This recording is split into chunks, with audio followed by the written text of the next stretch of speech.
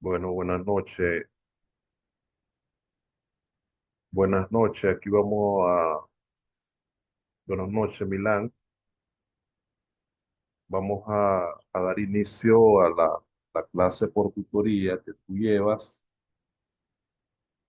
Eh, Como habíamos quedado hoy, comenzar a las 7 en punto. Bueno, si tenés problemas de conexión o no te puedes conectar, pues la clase ahí va a quedar grabada en plataforma. Pero recordad que debes de siempre estar conectada porque eh, ahorita pues voy a dar algunas orientaciones para que cuando escuches la clase pues la escuches las orientaciones. Hay que iniciar entonces diciendo que eh, esta clase de por tutoría que se llama Normativa Legal y Procedimientos del Comercio Internacional la vamos a desarrollar en 7 sesiones. Eh, Aquí son 40 de acumulado, ¿verdad? Y 60 el examen, creo que así es. 40 de acumulado y 60 el examen. Es importante que tengas en cuenta de que es bueno, ¿verdad? Eh, Ir aguardando todos los trabajos que vas haciendo, ¿verdad? Todos los trabajos que vas haciendo, los que vas subiendo a la plataforma. En el caso de que de hecho, esta clase está posteada en plataforma, todo lo tenés que hacer en plataforma, porque es virtual. Yo ya le mandé al coordinador 3 sesiones, de las cuales ellos te las tienen que habilitar en plataforma. Y las tareas también te las tienen que habilitar en plataforma para que vos las vayas realizando. Quedamos de hablar eso pues en la próxima mañana, a ver cómo va a funcionar esto. Pero sí, si no es así, pues porque como dijeron ellos que es virtual, la clase es virtual, eh, no sé cómo estás llevando las otras clases virtuales, si estás haciendo trabajo, estás cumpliendo las tareas en plataforma como se le habilitan a los estudiantes en plataforma, las clases regulares que se llevan virtual, o simplemente son las sesiones por Zoom y después las tareas las haces de manera externa, pues sin plataforma y las vas acumulando y las presentas al profesor al final del examen.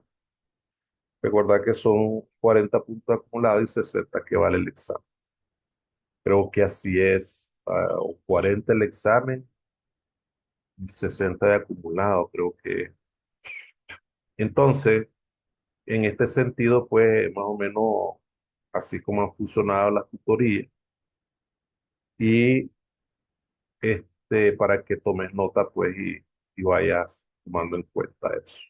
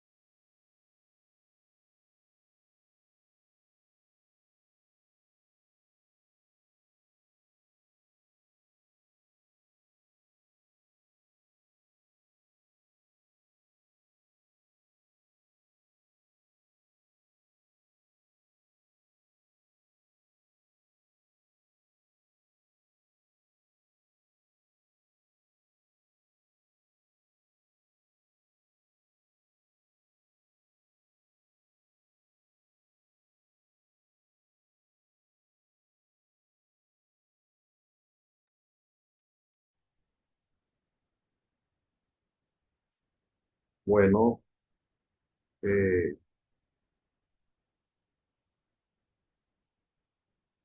aquí es entonces donde vamos a ir comenzando a trabajar esta asignatura que se llama normativa legal y procedimientos del comercio internacional. ¿En qué consiste esta asignatura? Esta asignatura esencialmente, perdón, esta asignatura esencialmente este, se refiere a la, a la normativa, eh, a la, a los procesos jurídicos, a los procedimientos jurídicos, la normativa legal, cómo es que se debe hacer el comercio internacional. Dicho de otra manera, eh, toma en cuenta todo lo que es la normativa, todo lo que es el concepto jurídico de la ley y todo lo que es el procedimiento, cómo es que se va a hacer el comercio internacional. Algo así parecido como es la cosa de las aduanas, pues el concepto de las aduanas. Entonces, ¿qué es lo que conlleva la normatividad? La normatividad lleva todo aquello, procesos jurídicos, leyes, normas, tratados, convenios que están inmersos dentro de lo que es el comercio internacional entre los países. Eh, Como hemos entendido y se entiende que el comercio internacional es un concepto global que se da entre la adjudicación que tienen los países para poder desarrollar su comercio en términos de transacciones. Es decir, un ejemplo, tenemos en cuenta de que todo lo que se mueve a nivel internacional es comercio internacional, pero no comercio exterior. En este caso, lo que estoy diciendo existe, lo que quiere decir que existe comercio exterior, pero en este caso es comercio internacional. Entonces, qué es lo que nos va a llevar a entender o a regular el procedimiento del comercio internacional? Son todas aquellas normativas legales, comenzando de que existe una serie de conjunto de disposiciones a nivel internacional que establecen normativas como es que se va a establecer el comercio entre los países. Tenemos los tratados internacionales, te decía yo, por ejemplo, hay tratados de libre comercio. Entonces, ese tratado de libre comercio es por excelencia una normativa legal que se va a hacer comercio entre dos países. Por ejemplo, China y Estados Unidos. Entre China y Estados Unidos hay un tratado de libre comercio que a través de este se está haciendo comercio y además hay una alianza estratégica, también eso es un aspecto legal en los procedimientos del comercio. ¿Cómo se va a hacer ese comercio? Ahí lo dice el tratado. ¿Qué es lo que se va a establecer dentro de los procedimientos? Por ejemplo, una de las normativas dentro de los tratados de libre comercio son las normas de origen. Entonces, esas normas de origen son la normativa precisa de cómo va a entrar ese artículo o cómo viene ese artículo en el comercio entre países. Las normas de origen, las normas sanitarias, las normas fitosanitarias, los arbitrajes comerciales que se den entre las distintas esferas por cualquier asunto que tenga ahí que ver con los problemas de comercio, etcétera. Entonces, en ese sentido, pues, hay que destacar de que son necesarias las normativas legales. También tenemos aquí tenemos ya en la introducción el concepto de lo que te estoy explicando. Se entiende por normativa legal todo un marco legal, ahí está, ahí te lo estaba diciendo, que establece un marco jurídico o jurisdicción de unas entidades que van a establecer un orden y organización jurídica en las relaciones de comercio exterior, comercio internacional y negocio internacional. Ahí tenés lo que te estaba diciendo. Comercio exterior se da entre país A y país B. También se puede dar entre agentes económicos o personas jurídicas u organizaciones jurídicas. También el comercio internacional también y está el aspecto del negocio. Esos tres términos es lo que lleva a establecer una fundamentación jurídica legal para poder desarrollarlo de la manera legal, ¿verdad?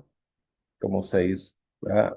Que van a establecer ese orden. O sea, un marco jurídico jurisdiccional de las entidades que van a establecer esa orden, orden y organización jurídica. Esas relaciones, entonces, todos los estados tienen ese marco legal. ¿Cuáles son los sujetos jurídicos de esta composición que tiene que ver con los estados? ¿Verdad? Los estados son sujetos jurídicos de comercio internacional. Los estados son sujetos jurídicos de comercio exterior. Los estados son sujetos jurídicos de negocios internacionales. Igual las empresas. ¿Ya? Y esto va en un orden ascendente. ¿Por qué el estado está en primera plana? Porque el estado es eminentemente el sujeto jurídico principal, importante. No quiero decir que los demás no son importantes. El estado es un sujeto jurídico importante que va a mover todo lo que tiene que ver con la composición jurisdiccional, con la composición comercial, con la composición de los negocios en las relaciones económicas internacionales o comerciales entre los países. Entonces, en el caso de las empresas tienen ya su estatus jurídico a nivel del comercio internacional. Ellos son agentes económicos o empresas transnacionales o multinacionales. Entonces, empresas transnacionales, empresas multinacionales y empresas internacionales, perdón, empresas multinacionales, empresas transnacionales y empresas internacionales. Esos son los tres tipos de empresas que existen en el componente comercial, por decirlo de esa manera, en, perdón, en el funcionamiento del comercio internacional, como ellos van a trabajar. Podés agarrar cualquier empresa. Por ejemplo, las empresas que mandan bienes, las empresas que venden, exportan bienes como vehículos, partes de vehículos, etcétera. Entonces son empresas que pueden estar acreditadas como empresas internacionales, pero no tienen una, una sucursal, por decirlo de esa manera, ¿ya? Pero la filial está en un lugar específico, que es donde se producen todos los bienes, y ella envía todos esos productos para que sean distribuidos en las regiones, en los países, en las naciones. Y ahí están las empresas comprando esos bienes. Por ejemplo, aquí en Nicaragua hay empresas que se dedican a la exportación y a la importación. Entonces, hay empresas que se dedican más. Hay unas empresas que se dedican a la importación y hay empresas que se dedican a la exportación porque son productoras.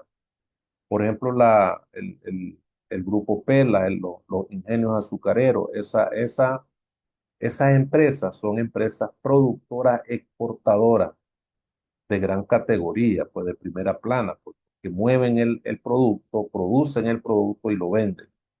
¿Verdad? Lo venden a nivel local y también lo venden a nivel internacional, todo lo que sacan de los derivados del proceso productivo. Entonces, todo eso son, estos que ven aquí, que ven acá en esta parte de talla positiva, son los sujetos jurídicos, las organizaciones, los individuos, las asociaciones, los grupos privados, las entidades financieras. Todos estos seis grupos, cuatro grupos, todos los que están ahí, perdón, no son cuatro, son tres, seis, siete grupos. ¿Verdad? Siete grupos que no solamente son estos, pueden existir también personas o grupos, personas o grupos privados, como el caso de Pela, pues. El caso de Pela es un grupo privado.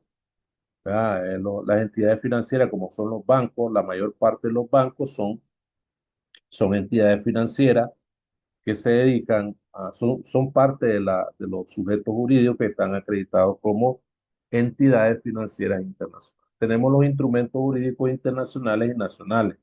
Aquí está lo que yo te estaba explicando.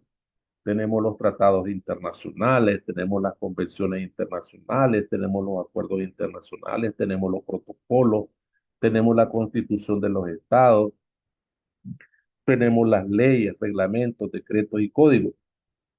que existen dentro de cada estado. Por ejemplo, en las leyes, por ejemplo, en la ley, Nicaragua tiene una ley de inversión y también tiene el reglamento. Esa ley de inversión tiene un reglamento.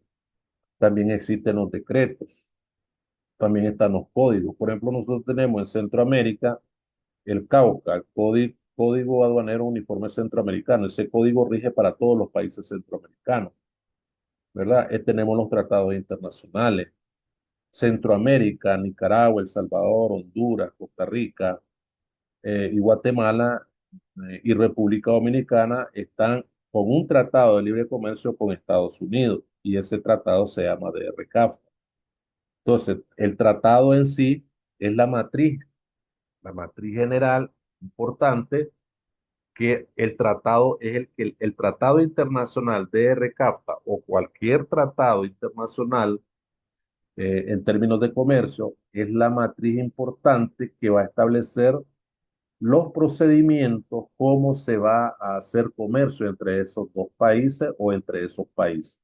En este caso, entre Estados Unidos y Centroamérica, se hace un procedimiento. ¿Cuál es el procedimiento?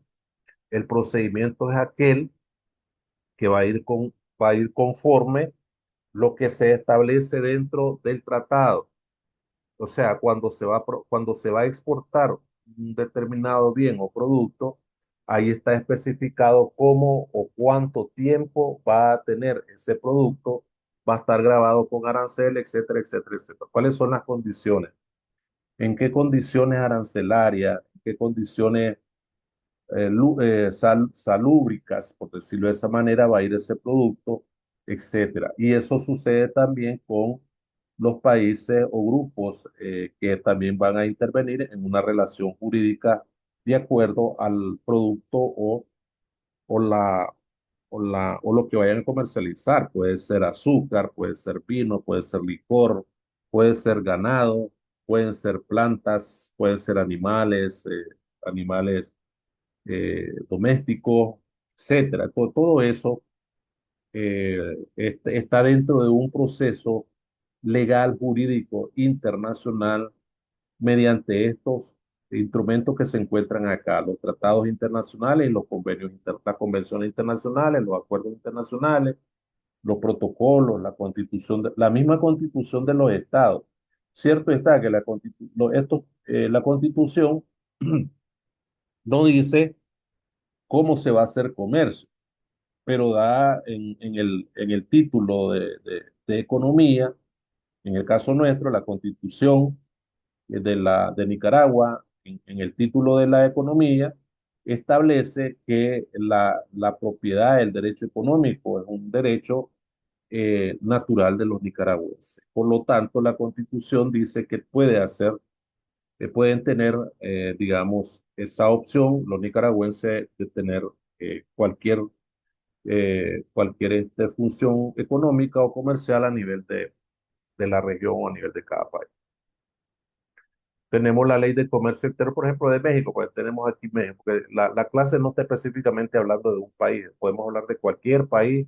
Aquí yo puedo poner cualquier información de cualquier país que sea, etcétera. Entonces, la presente ley tiene por objeto regular y promover el comercio exterior, incrementar la competitividad de la economía nacional. Eso es lo que dice el artículo 1 de la Ley de Comercio Exterior de México. Nosotros también tenemos una ley de comercio exterior. Entonces, esta ley en el artículo 1 dice, la presente ley tiene por objeto regular y promover el comercio exterior, incrementar la competitividad de la economía nacional, propiciar el uso eficiente de los recursos productivos del país, integrar adecuadamente la economía mexicana con la internacional. Fíjense bien importante lo que dice ahí, defender la planta productiva de prácticas desleales del comercio internacional y contribuir a la elevación del bienestar de la población. Entonces, eso es lo que dice el artículo 1. Pero aquí, como estás viendo, el artículo 1 no te está hablando de ningún procedimiento. ¿Quién establece ese procedimiento? Primeramente, hay que irse al reglamento, porque aquí lo que está en el artículo 1 es el espíritu teórico, por decirlo de esa manera, la sustancia teórica de lo que establece del objeto de la ley. pero ya en el reglamento te dice qué es lo que se va a hacer, qué es lo que no se va a hacer, qué es lo que se puede hacer, y después están los procedimientos técnicos, jurídicos que se van a realizar a la hora que se va a hacer la transferencia o la transacción. ¿Estamos claros? Entonces, incrementar por ejemplo, supongamos, yo no he visto el reglamento, pero te puedo dar una explicación. Por ejemplo, es incrementar la competitividad de la economía nacional y el uso eficiente de los recursos productivos del país. Entonces, aquí ¿qué es lo que podría ser? De que el comercio exterior de México, a través de esta ley, va a darle luz verde a la competitividad de la economía nacional con la economía internacional. ¿Cómo lo va a hacer? Con el uso eficiente, el uso de los recursos productivos del país, que son los que están adecuadamente establecidos para la relación. Entonces, ¿cuáles son las entidades que regulan el comercio internacional? En el caso nuestro, tenemos la Cámara de Comercio y Servicios de Nicaragua, tenemos la Cámara de Industria de Nicaragua, CADIN, pero yo creo que esta CADIN, no sé, creo que ya la habían suprimido, la habían abolido. Hay que revisar, pues está el CETRE todavía existe, el Centro de Trámites de las Exportaciones, ¿verdad? El Centro de Exportaciones e Inversiones de Nicaragua, creo que estos dos existen todavía. También está la Cámara de Industria y Comercio Mexicana Nicaragüense, esta no creo que la hayan suprimido, pero yo creo que el SCADIN sí, esa sí creo yo. Pero hay que revisar, pues cualquiera que sea, o si hay nuevas, pues a eso se dedica, cualquiera que sea. O lo que sea. Hoy por hoy, pues hay políticas diferentes en cuanto a la inversión, en cuanto a a la comercialización, pues hay distintas políticas que el gobierno ha venido estableciendo en función del beneficio de la sociedad. Entonces hay que entender cuáles son esas entidades que regulan las nuevas entidades y cuáles han desaparecido, cuáles son las que existen. Hay que buscar ahí, pues, si todavía existen esas o si hay otras, pues, nuevas que son las que están ahí. ¿Cuáles son las características del comercio exterior? Bueno, los países comercian, tienen distintas comercialización. Bueno, los países están, los países que comercian tienen economías abiertas.